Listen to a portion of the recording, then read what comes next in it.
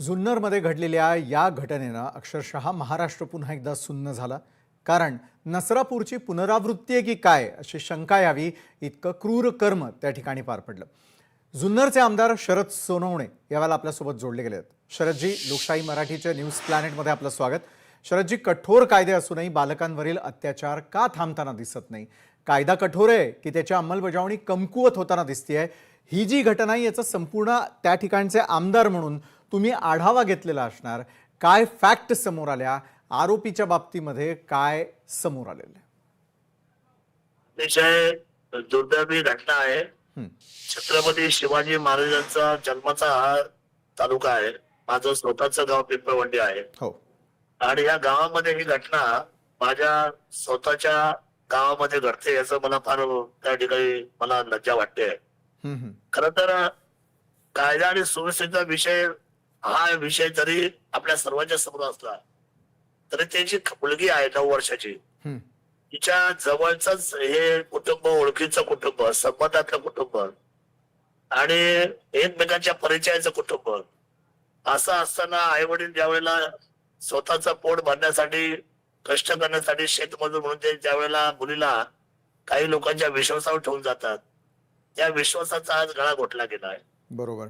तर अशी घटना म्हणजे आता महाराष्ट्राला हा मोठा गंभीर विषय झालेला आहे की आपली मुलं मुली आता कुणाच्या ताब्यात, कुणाच्या विश्वासावर आपण ठेवली पाहिजे.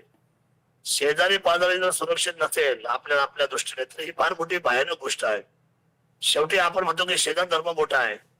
आपल्या शेजारची लोक, आपल्या ओळखीची लोक ही आपल्या विश्वासाची लोक असतात. हो. पण विश्वासाला आज एवढ्या मोठ्या पद्धतीचा गंभीर छेद जाईल किंबहुना याचा विचार करावा लागतो, ही फार मोठी खिदाची बाब आज महाराष्ट्रापुढे येऊन ठेपलेली आहे. मी वारंवार या बाबतीमध्ये विचार करतोय की कुंपणाने शेत खाल्लेलं आहे आज. या छोट्याशा मुलीचा विश्वास आपुलकीच्या नात्याने मी आपल्या ओळखीचा आहे म्हणून तिला घेऊन जाणं आणि तिची फसवणूक करून तिच्यावर निर्दयी अशा पद्धतीचा बलात्कार करून तिचा गळा घोटणं, ही बाब म्हणजे मला हेच वाटतं की आपल्या विचारांच्या पलीकडची आता ही बाब झालेली आहे. आता मुलं सुरक्षित राहिलेली नाही. महाराष्ट्रामध्ये चिंतेचं वातावरण आहे. एका बाजूला आपण शिक्षणाने पुढारलं म्हणतोय, दुसऱ्या बाजूला आपण फास्ट ट्रॅकवर आलेलो आहे. नसरापूरच्या घटनेला काहीच दिवस झालेल्या या जिल्ह्यामध्ये घडलेली आहे, पुणे जिल्ह्यामध्ये. विश्वास आहे की फक्त ते दक्षिणेला घडले आणि ही आता उत्तरेला घडलेली घटना आहे कालची. पण अतिशय खेंचनेक आहे. म्हणजे ओळखीच्या मुलीला त्या माणसावर जाताना थोडं सुद्धा भय वाटलं नाही, परंतु भयावह कृत्य मात्र ह्या 24 वर्षाच्या मुलाने केलेलं आहे. आणि काय कुठल्या शब्दामध्ये खरं या गोष्टीचं महाराष्ट्रापुढे आम्ही जावं आणि आपण काय बोलावं? कायदा आणि सुव्यवस्था मी म्हणतो भर चौकात उद्या गोळ्या घालायच्या वेळ तरी चालेल, असाही कायदा करू. पण लोकांची नियती चालल्यात कुठे? माणसाच्या मनामध्ये हा सगळा असलेला विचारांचा, संस्काराचा, छत्रपती शिवरायांचा वारसा. छत्रपती शिवराय सांगायचे की या स्वराज्यातली महिला हे आमचं दैवत आहे. बरोबर. स्वराज्यातल्या महिलेला दैवत मानणारे छत्रपती शिवरायांचे संस्कार कुठे? आणि आज या पद्धतीने वागणारा आज संपूर्ण समाज कुठे? ही खरं तर हा विरोधाभास आहे. या बाबतीमध्ये तुम्ही सर्वांची सूचना मागा. महाराष्ट्रामध्ये विधानसभेमध्ये त्या सूचनेची आम्ही निश्चितपणे आदर करू आणि काय कडक करता येईल, अजून काय बोलता येईल, काय सांगता येईल, तुम्ही आम्हाला सगळ्यांनी सूचित करा. खरं तर सतत हाकेच्या अंतरावर आहे. मी सुद्धा हाकेच्या अंतरावर राहिला आहे आणि पोलीस स्टेशन हाकेच्या अंतरावर आहे. शेजारचं कुटुंब, ओळखीचं कुटुंब आणि या मुलीला घेऊन जाते आणि बलात्कार करते आणि त्याचा गळा दाबून खून करतोय. याचं काय आता मला सांगायचं काय उत्तर असू शकतं महाराष्ट्रामध्ये? बरोबर आहे शरदजी. मात्र या संपूर्ण घटनेनं महाराष्ट्राला आणखी काय शिकवलं? दुसरी गोष्ट, जो नराधम आहे आणि त्यांचे कुटुंबीय आहेत त्यांच्यावरती कोणत्या प्रकारची कारवाई होणं गरजेचं आहे आणि जे पीडित कुटुंब आहे त्यांना न्याय मिळवून देण्यासाठी आपण आमदार म्हणून कशा प्रकारे या घटनेकडे पाहताय, लक्ष घालणार आहात, कशा प्रकारे न्याय मिळवून देणार आहात? निश्चितच देवेंद्रजी यांना माझी विनंती राहील, दोन्ही असलेल्या उपमुख्यमंत्री माझी विनंती एवढीच राहील.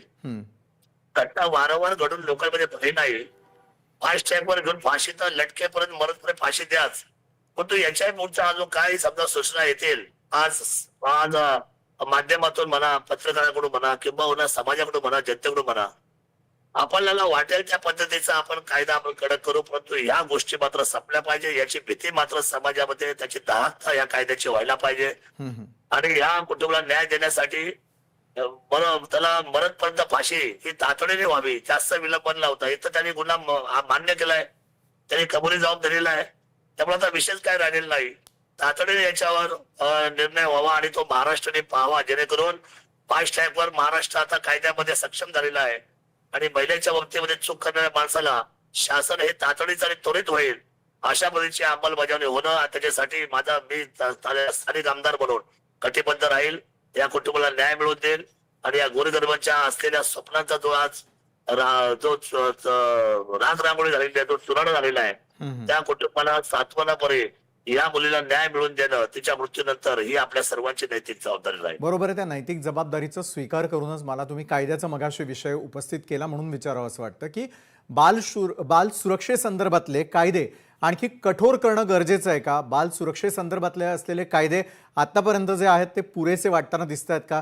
कारण ग्रामीण भागामध्ये नसरापूर हत्या प्रकरण असेल, बलात्कार प्रकरण असेल किंवा जुन्नरमध्ये घडलेली त्याची पुनरावृत्ती असेल, या घटनाच घडू नये बाल सुरक्षेसंदर्भामध्ये तुम्ही आम्ही मिळून काय करायला हवं? कारण मगाशी तुम्ही मुख्यमंत्र्यांना देखील आवाहन केलेलं आहे आणि तुमचा आवाज हा थेट लाखो जनतेपर्यंत महाराष्ट्रातल्या आपल्या आपण पोहोचवण्याचं काम करतोय. मात्र कुठलाही आमदार असेल, स्थानिक नगरसेवक असतील, त्या ठिकाणचे लोकप्रतिनिधी असतील, त्यांना अशा प्रसंगाला सामोरं जायचं नसेल तर स्थानिक पातळीवरती बाल सुरक्षेसाठी तुम्ही आम्ही मिळून काय करायला हवं? 100% आपला विषय महत्वाचा आहे. बाळ सुरक्षितताच विषय आता ऐरणीवर आलेला आहे. 4 वर्ष, 5 वर्ष, 7 वर्ष, 9 वर्ष, 12 वर्ष, 13 वर्ष, म्हणजे ज्या मुलींना अजून समज नाहीये स्वतःच्या आयुष्याची, ज्यांच्याकडे अजून तारुण्याची वाटचाल नाहीये, अशा छोट्या छोट्या मुलीवर हा प्रसंग घडतोय आणि निश्चितपणे बाल अवस्थेतल्या सगळ्या असलेल्या मुली अतिशय आता वेगवेगळ्या घटनेला बलात्काराला सामोरं जात आहेत. ही महाराष्ट्रासाठी चिंतेची बाब आहे. बाळ सुरक्षेचा कायदा कडक करणं आणि त्याच्यावर विविध उपाययोजनेवर चर्चा घडवून आणणं या विधानसभेमध्ये आणि कायद्याचं स्वरूप बदलणं यासाठी आपण निश्चितपणे सर्वांचे मत जाणून घेऊ आणि एक बाळ सुरक्षेचा कायदा अतिशय शीघ्र गतीने, तातडीने आणि तेवढाच तो कडक आणि लोकांना म्हणजे नराधमांना जे वाईट कृत्य करतात, ज्यांच्याकडे नियत राहिलेली नाही, जे मनुष्याच्या नावाला काळिंबा फासवणारे लोक ज्या समाजात वापरतात, हा. त्यांना मात्र या सगळ्या बाबतीतला धडा शिकवण्याचा कायदा हा बाल कल्याण कायदा, हा सुरक्षित कायदा आपण केला पाहिजे. या मताशी मी 1,00,000% सहमत आहे.